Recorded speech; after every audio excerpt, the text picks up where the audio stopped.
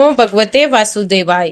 क्षीर सागर की अनंत गहराइयों में शेष नाग की सैया पर विराजमान जगत के पालनहार भगवान विष्णु मंद मंद मुस्कुरा रहे हैं। तभी माता लक्ष्मी, जो संसार के कल्याण के लिए सदैव चिंतित रहती है, उनके चरणों के समीप आकर एक अत्यंत गूढ़ प्रश्न करती है। आज का ये प्रसंग उन्हीं भक्तों के लिए है जो पूजा पाठ तो करते हैं पर फल से वंचित रह जाते हैं। आइए सुनते हैं प्रभु के श्री मुख से पूजा के वे गुप्त नियम। माता लक्ष्मी ने पूछा, हे स्वामी, मर्त्युलोक में कई भक्त आपकी दिन रात सेवा और अर्चना करते हैं, लेकिन फिर भी वे अक्सर शिकायत करते हैं कि उन्हें पूजा का सही फल नहीं मिल रहा। आखिर इसका क्या कारण है? तब भगवान विष्णु ने बताया, हे देवी, पूजा पाठ को हिंदू धर्म में बड़ा महत्व दिया गया है और रोज पूजन को अनिवार्य बताया गया है। लोग इसका पालन भी करते हैं, लेकिन कई बार जाने अनजाने में कुछ गलतियां हो जाती हैं। लोग ऐसी चीज चढ़ा देते हैं जो प्रिय नहीं होती, जिसे शुभ फल प्राप्त नहीं होता। चलिए मैं आपको पूजा के वे 40 से अधिक जरूरी नियम बताता हूँ, जिनका ध्यान रखना हर भक्त के लिए आवश्यक है। नंबर 1, किसी भी भगवान के पूजन में उनका आह्वान करना या आमंत्रित करना, ध्यान करना, आसन देना, स्नान करवाना, धूप दीप जलाना, अक्षत या चावल, कुमकुम, चंदन, पुष्प या फूल, प्रसाद आदि अनिवार्य रूप से होना चाहिए। नंबर 2, पूजन में पान का पत्ता भी रखना चाहिए। ध्यान रखें, पान के पत्ते के साथ इलायची, लौंग, गुलकंद आदि भी चढ़ाना चाहिए। पूरा बना हुआ पान चढ़ाएंगे तो श्रेष्ठ रहेगा। नंबर 3, देवी देवताओं को हार, फूल, पत्तियां आदि अर्पित करने से पहले एक बार साफ पानी से अवश्य धो लेना चाहिए। नंबर 4, सभी प्रकार की पूजा में चावल विशेष रूप से चढ़ाए जाते हैं। पूजन के लिए ऐसे चावल का उपयोग करना चाहिए जो अखंडित यानी पूरे हो, टूटे हुए न हो। चावल चढ़ाने से पहले इन्हें हल्दी से पीला करना बहुत शुभ माना गया है। इसके लिए थोड़े से पानी में हल्दी घोल ले और उस घोल में चावल को डुबोकर पीला किया जा सकता है। नंबर 5, पूजन क्रम में इस बात का विशेष ध्यान रखें कि पूजा के बीच में दीपक बुझना नहीं चाहिए। ऐसा होने पर पूजा का पूर्ण फल प्राप्त नहीं हो पाता। नंबर 6, भगवान विष्णु ने बताया कि मुझे प्रसन्न करने के लिए पीले रंग का रेशमी कपड़ा चढ़ाना चाहिए। माता दुर्गा, सूर्य देव व श्री गणेश को प्रसन्न करने के लिए लाल रंग का और भगवान शिव को प्रसन्न करने के लिए सफेद वस्त्र अर्पित करना चाहिए। नंबर 7, किसी भी प्रकार के पूजन में कुल देवता, कुल देवी, घर के वास्तु देवता, ग्राम देवता आदि का ध्यान करना भी आवश्यक है। इन सभी का पूजन भी करना चाहिए। नंबर 8, पूजन से हम जिस आसन पर बैठते हैं उस पैरों से इधर उधर खिसकाना नहीं चाहिए। आसन को हाथों से ही खिसकाना चाहिए। नंबर 9, यदि आप प्रतिदिन घी का एक दीपक भी घर में जलाएंगे तो घर के कई वास्तु दोष भी दूर हो जाएंगे। नंबर 10, सूर्य, गणेश, दुर्गा, शिव और विष्णु ये पंचदेव कहलाते हैं। इनकी पूजा सभी कार्यों में अनिवार्य रूप से की जानी चाहिए। प्रतिदिन पूजन करते समय इन पंचदेव का ध्यान करना चाहिए। इससे लक्ष्मी कृपा और समृद्धि प्राप्त होती है।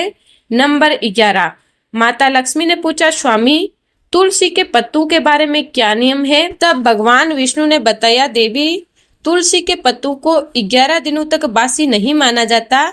इसकी पत्तियों पर हर रोज जल छिड़ककर पुनः भगवान को अर्पित किया जा सकता है। तुलसी के पत्तों को बिना स्नान किए नहीं तोड़ना चाहिए। शास्त्रों के अनुसार यदि कोई व्यक्ति बिना स्नान किए ही तुलसी के पत्ते को तोड़ता है तो पूजन में ऐसे पत्ते भगवान द्वारा स्वीकार नहीं किए जाते। नंबर 11, दीपक हमेशा भगवान की प्रतिमा के ठीक सामने ही लगाना चाहिए। कभी कभी भगवान की प्रतिमा के सामने दीपक न लगाकर इधर उधर लगा दिया जाता है, जबकि ये सही नहीं है। नंबर 13, घी के दीपक के लिए सफेद रुई की बत्ती का ही उपयोग किया जाना चाहिए, जबकि तेल के दीपक के लिए लाल धागे की बत्ती श्रेष्ठ बताई गई है। नंबर 12, पूजन में कभी भी खंडित दीपक नहीं जलाना चाहिए। धार्मिक कार्यों में खंडित सामग्री शुभ नहीं मानी जाती। तब भगवान विष्णु ने बताया कि शिव जी को बेल पत्र अवश्य चढ़ाना चाहिए। किसी भी पूजा में मनोकामना की सफलता के लिए अपनी इच्छा के अनुसार भगवान को दक्षिणा अवश्य चढ़ानी चाहिए और दान करना चाहिए। दक्षिणा अर्पित करते समय अपने दोषों को छोड़ने का संकल्प लेना चाहिए। दोषों को जल्दी से जल्दी छोड़ने पर मनोकामनाएं अवश्य ही पूर्ण होती हैं। भगवान सूर्य की 7, श्री गणेश की 3, विष्णु जी की 4 और शिव जी की 1 या 2 परिक्रमा करनी चाहिए। घर में या मंदिर में जब भी कोई विशेष पूजा करें तो अपने इष्ट देव के साथ ही स्वास्तिक कलश, नवग्रह देवता, पंचलोकपाल, षोडश मातृका, सप्त मातृका का पूजन भी अनिवार्य रूप से किया जाना चाहिए। इन सभी की पूरी जानकारी के लिए किसी ब्राह्मण पंडित से प्राप्त की जा सकती है। विशेष पूजन पंडित जी की मदद से ही करवानी चाहिए ताकि पूजा विविध हो सके। घर में पूजन स्थल के ऊपर कोई कबाड़ या भारी चीज न रखें। भगवान शिव को हल्दी नहीं चढ़ानी चाहिए और ना ही शंख से जल चढ़ाना चाहिए। पूजन स्थल पर पवित्रता का ध्यान रखें। चप्पल पहनकर कोई मंदिर तक नहीं जाना चाहिए। चमड़े या बेल्ट या पर्स अपने पास रखकर पूजा न करें। पूजन स्थल पर कचरा इत्यादि न जमा हो। मंदिर में लगे सूखे हार, फूल हटा देना चाहिए। हमेशा भगवान श्री गणेश की आराधना से पूजा आरंभ करनी चाहिए। श्री गणेश को तुलसी दल चढ़ाने से बचे। भगवान गणेश को तुलसी दल चढ़ाने से दोष लगता है। माता लक्ष्मी ने पूछा, प्रभु क्या शिव जी को केतकी का फूल चढ़ाया जा सकता है? भगवान विष्णु ने बताया, नहीं देवी, शिव शंभु को कभी भी केतकी का फूल नहीं चढ़ाना चाहिए। पौराणिक कथाओं के अनुसार भगवान शिव ने केतकी को श्राप दिया था, इसीलिए भक्तों के काम बिगड़ सकते हैं। भगवान की प्रतिमा को स्नान करवाते वक्त सिर्फ उंगलियों का प्रयोग करें। भगवान को स्नान करवाते समय कभी भी अंगूठे का इस्तेमाल नहीं करना चाहिए। ऐसा करने से भगवान अप्रसन्न होते हैं और घर में विपत्ति आती है। दीपक को कभी भी जमीन पर रखकर प्रज्वलित नहीं करें। ऐसा करने से धन की बर्बादी होती है और घर में अशुभता आती है। पूजा के वक्त अगरबत्ती का प्रयोग ना करें। ऐसा इसीलिए क्योंकि इसे बांस की लकड़ियों के साथ बनाया जाता है और बांस की लकड़ियों का प्रयोग अंतिम संस्कार में किया जाता है, इसीलिए इसे अशुभ माना गया है। रविवार के दिन तुलसी के पत्ते तोड़ने से बचें। मान्यताओं के अनुसार रविवार के दिन तुलसी के पत्ते तोड़ने से भगवान विष्णु अप्रसन्न होते हैं। भगवान शालिग्राम को कभी भी चावल अर्पित नहीं करना चाहिए। वास्तु शास्त्र के अनुसार ऐसा करने से दोष लगता है। पूजा में गंदे कपड़े पहनकर न बैठे। कभी भी गंदे कपड़े पहनकर पूजा नहीं करनी चाहिए। मान्यताओं के अनुसार ऐसा करने से घर में दरिद्रता आती है। माता लक्ष्मी ने पूछा, क्या मन की स्थिति भी पूजा को प्रभावित करती है? तब भगवान विष्णु ने बताया, हाँ देवी, पूजा के दौरान मन को पवित्र रखें। कभी भी पूजा करते समय मन को दूषित नहीं रखना चाहिए। कहा जाता है कि पूजा के दौरान मन में बुरे ख्याल आने से पूजा का फल प्राप्त नहीं होता। पूजा में इस्तेमाल किए गए फूल अगर सूख जाए तो उन्हें कभी भी फेंके नहीं। सूखे हुए फूलों को किसी पवित्र नदी में प्रवाहित कर दे। शास्त्रों के अनुसार देवी देवताओं का पूजन दिन में 5 बार करना चाहिए। सुबह 4 बजे से 3 बजे तक ब्रह्म मुहूर्त में पूजन और आरती होनी चाहिए। इसके बाद प्रातः 9 बजे से 10 बजे तक दूसरी बार का पूजन, दोपहर में तीसरी बार पूजन करना चाहिए। इस पूजन के बाद भगवान को शयन करवाना चाहिए। शाम के समय 4:30 बजे से पूजन और आरती, रात को 8 बजे शयन आरती करनी चाहिए। जिन घरों में नियमित रूप से 5 बार पूजन किया जाता है वहां सभी देवी देवताओं का वास होता है और ऐसे घरों में धन धान्य की कोई कमी नहीं होती। प्लास्टिक की बोतल में या किसी अपवित्र धातु के बर्तन में गंगा जल नहीं रखना चाहिए। अपवित्र धातु जैसे एल्यूमिनियम, और लोहे से बने बर्तन में गंगा जल नहीं रखा जाना चाहिए। गंगा जल तांबे के बर्तन में रखना ही शुभ रहता है। स्त्रियों को और अपवित्र अवस्था में पुरुष को शंख नहीं बजाना चाहिए। यदि इस नियम का पालन नहीं किया जाता तो जहाँ शंख बजाया जाता है वहां से देवी लक्ष्मी चली जाती है। मंदिर और देवी देवताओं की मूर्ति के सामने कभी भी पीठ दिखाकर नहीं बैठना चाहिए। भगवान विष्णु ने बताया कि किसी भी पूजा में मनोकामना की सफलता के लिए दक्षिणा अवश्य चढ़ानी चाहिए। दक्षिणा अर्पित करते समय अपने दोषों को छोड़ने का संकल्प लेना चाहिए। दोषों को जल्दी से जल्दी छोड़ने पर मनोकामनाएं अवश्य ही पूर्ण होगी। आम तौर पर फूलों को हाथ में रखकर हाथों से भगवान को अर्पित किया जाता है। ऐसा नहीं करना चाहिए। फूल चढ़ाने के लिए फूलों को किसी पवित्र पात्र में रखना चाहिए और इसी पात्र में से लेकर देवी देवताओं को अर्पित करना चाहिए। हमेशा इस बात का ध्यान रखें कि कभी भी दीपक से दीपक नहीं जलाना चाहिए। शास्त्रों के अनुसार जो व्यक्ति दीपक से दीपक जलाते हैं वे रोगी होते हैं। माता लक्ष्मी ने पूछा, स्वामी आरती करने की सही विधि क्या है? तब भगवान विष्णु ने बताया, देवी आरती करते समय इन बातों का ध्यान रखें। भगवान के चरणों की 4 बार आरती करें, नाभि की 2 बार और मुख की 1 या 3 बार आरती करें। इस प्रकार भगवान के समस्त अंगों की कम से कम 7 बार आरती करनी चाहिए।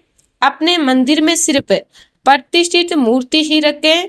उपहार कांच, लकड़ी एवं फाइबर की मूर्तियां न रखें एवं खंडित जली कटी फोटो और टूटा कांच तुरंत हटा दें। शास्त्रों के अनुसार खंडित मूर्तियों की पूजा वर्जित की गई है। जो भी मूर्ति खंडित हो जाती है उसे पूजा के स्थल से हटा देना चाहिए और किसी पवित्र बहती नदी में प्रवाहित कर देना चाहिए। खंडित मूर्तियों की पूजा अशुभ मानी गई है। इस संबंध में ये बात ध्यान रखने योग्य है कि सिर्फ शिवलिंग कभी भी किसी भी अवस्था में खंडित नहीं माना जाता। मंदिर के ऊपर भगवान के वस्त्र, पुस्तकें एवं आभूषण आदि भी न रखें। मंदिर में पर्दा अति आवश्यक है। अपने पूज्य माता पिता तथा पितरों का फोटो मंदिर में कदापि न रखें। उन्हें घर के नेतृत्व कोण में स्थापित करें। कभी भी भगवान को या फिर अपने से बड़े को एक हाथ से प्रणाम नहीं करना चाहिए। इसके साथ ये भी ध्यान रखें कि सोए हुए व्यक्ति का चरण स्पर्श नहीं करना चाहिए। पूजा के बाद बड़ों का आशीर्वाद लेते समय ध्यान रखें कि किसी के दाएं पैर को दाएं हाथ से और बाएं पैर को बाएं हाथ से छूकर प्रणाम करें। जप करते समय जीभ या होठ को नहीं हिलाना चाहिए। इसे उपांशु जप कहते हैं। इसका फल 100 गुना प्राप्त होता है। माला जप करते समय दाएं हाथ को कपड़े या गोमुखी से ढककर रखना चाहिए। जप के बाद आसन के नीचे की भूमि को स्पर्श कर नेत्रों से लगाना चाहिए। इससे आपको जप के पूर्ण फल की प्राप्ति होती है। माता लक्ष्मी ने पूछा, घर में मंदिर की सही दिशा क्या होनी चाहिए? तब भगवान विष्णु ने बताया, शास्त्रों के अनुसार घर में पूजा करने का स्थान ईशान कोण में होना चाहिए। उत्तर दिशा और पूर्व दिशा के बीच का ईशान भाग ईशान कोण होता है। ईशान कोण को शुभ कार्यों के लिए सबसे उत्तम दिशा माना गया है। इस दिशा में पूजा के मंदिर को स्थापित करें। यदि किसी कारणवश ऐसा भी ना कर पाए तो भूल कर भी घर के ईशान कोण में गंदगी जमा ना होने दे। वे घर के इस हिस्से को सदा पवित्र रखें। ईशान कोण के अतिरिक्त पूर्व दिशा भी पूजा स्थान के लिए श्रेष्ठ मानी जाती है। पूजा स्थल में गणेश जी की स्थापना अवश्य करें। इसके लिए एक सुपारी पर लाल धागे मौली को लपेट लें और कुमकुम से तिलक कर लें। कटोरी में थोड़े चावल रखकर स्थापित करें। पूजा स्थल में एक कोने में बंद पात्र में गंगा जल अवश्य रखना चाहिए। एक तांबे के लोटे में जल को पूजा स्थल में अवश्य रखना चाहिए। प्रतिदिन इस पात्र का जल बदलना चाहिए। वह पुराने जल को पीपल के पेड़ या तुलसी के पौधे में डाल सकते हैं। पूजा के स्थान में एक देव की सिर्फ एक ही प्रतिमा रखें। यदि आपके पास एक देव की एक से अधिक प्रतिमा पूजा स्थल में है तो उन्हें घर में कहीं भी दीवार आदि पर लगा सकते हैं, किंतु पूजा स्थल में एक देव की एक ही प्रतिमा रखें। घर में पूजा के स्थान पर कभी भी बड़ी मूर्तियां नहीं रखनी चाहिए। बड़ी मूर्तियों में प्राण प्रतिष्ठा होना अनिवार्य हो जाता है, इसीलिए बड़ी मूर्तियां मंदिर के लिए उचित नहीं है। पूजा स्थल में छोटी मूर्ति रख सकते हैं। पूजा के स्थान पर भूल कर भी अपने पितृदेव, सर्वज्ञ माता पिता या गुरु की फोटो ना लगाएं, उनका स्थान अलग रखें। पूजा स्थल में कूड़ा एकत्रित ना होने दें। प्रतिदिन पूजा घर की सफाई करें। अगर आपने पूजा घर में कोई मूर्ति की स्थापना की हुई है तो ध्यान दें, मूर्ति का कोई भी हिस्सा खंडित नहीं होना चाहिए। मूर्ति खंडित होने पर तुरंत उसे वहां से हटा दे। खंडित मूर्ति को बहते जल में विसर्जित कर सकते हैं। पूजा के समय यदि संभव हो तो शुद्ध देसी गाय के घी का प्रयोग करें। वे भोग लगाने के लिए अग्नि में गाय के गोबर के कंडू उपलों का ही प्रयोग करना उत्तम माना गया है। पूजा पाठ के समय दीपक कभी भी बुझना नहीं चाहिए। शास्त्रों में ये एक बड़ा अपशगुन माना गया है। पूजा पाठ के समय गूगल युक्त धूप बत्ती का प्रयोग करें। गूगल घर के वातावरण को शुद्ध और घर से नकारात्मक ऊर्जा या बुरे दोषों को दूर करती है। रात्रि को सोते समय पूजा स्थल को लाल पर्दे द्वारा ढक दे। वे सुबह होने पर पर्दा हटा दे। माता लक्ष्मी ने पूछा, स्वामी फूलों के चुनाव के बारे में भी कुछ बताइए। तब भगवान विष्णु ने बताया, देवी पूजा करते समय भगवान को फूल चढ़ाना शुभ माना जाता है। कुछ फूल देवी देवताओं को विशेष रूप से प्रिय होते हैं, जैसे माँ दुर्गा को लाल और मुझे पीले रंग के ही फूल चढ़ाने चाहिए। पूजा में कभी भी बासी फूल नहीं चढ़ाने चाहिए, यह अशुभ माना जाता है। पूजा में इस्तेमाल कलश या जल के लोटे को हमेशा ईशान कोण में रखना चाहिए। दीपक और कलश को एक दूसरे के बिल्कुल पास कभी ना रखें, वरना इसके दुष्प्रभाव झेलने पड़ते हैं। पूजा हमेशा आसन पर बैठकर ही करनी चाहिए। आसन पर बैठकर पूजा ना करने से इसका फल नहीं मिलता। आसन के रंग का चुनाव आपको अपनी राशि के हिसाब से ही करना चाहिए। भगवान के भजन कीर्तन या आरती के दौरान हर तरीके से वहां उपस्थित रहें। इस दौरान किसी से बातचीत करने से पूजा का फल नहीं मिलता। पूजा की सामग्री को लेकर कभी भी दिखावा ना करें। अंत में भगवान विष्णु ने बताया, आप पूजा किनकी करने जा रहे हैं उस हिसाब से आसन का चुनाव करें। कोशिश करें कि कंबल या ऊन से बने आसन का ही प्रयोग करें। हे लक्ष्मी, यदि कोई आपकी माँ दुर्गा या हनुमान जी की पूजा करने जा रहा है तो लाल रंग के आसन का प्रयोग करें। अगर मंत्र सिद्धि की पूजा करनी है तो कुशा से बने आसन को श्रेष्ठ माना गया है। भगवान विष्णु और माता लक्ष्मी का ये संवाद हमें ये सिखाता है कि भक्ति केवल मंत्रों का उच्चारण नहीं बल्कि पूर्ण अनुशासन और पवित्रता का मार्ग है। जीवन में शुभ फलों की प्राप्ति के लिए केवल परिश्रम ही काफी नहीं है, बल्कि उसके साथ मर्यादाओं और नियमों का पालन करना भी अनिवार्य होता है। यह स्क्रिप्ट हमें संदेश देती है कि ईश्वर की आराधना में उपयोग की जाने वाली छोटी छोटी वस्तुएं और हमारी मानसिक स्थिति हमारे भाग्य को प्रभावित करती है।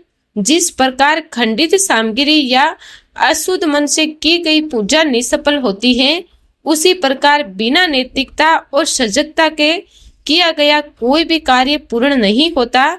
हमें अपने जीवन में श्रद्धा के साथ सही विधि का भी ध्यान रखना चाहिए ताकि हमारी ऊर्जा सकारात्मक दिशा में प्रवाहित हो। अतः सच्ची समृद्धि वही निवास करती है जहाँ स्वच्छता, अपनों का सम्मान और ईश्वर के प्रति निस्वार्थ समर्पण होता है। ये दिव्य चर्चा हमें आत्म सुधार और धार्मिक आचरण के प्रति जागरूक रहने की प्रेरणा देती है। अगर आप सभी को ये वीडियो पसंद आई हो तो वीडियो को लाइक करें, शेयर करें, चैनल को सब्सक्राइब जरूर करें। आप सभी पर भगवान की कृपा सदा बनी रहे।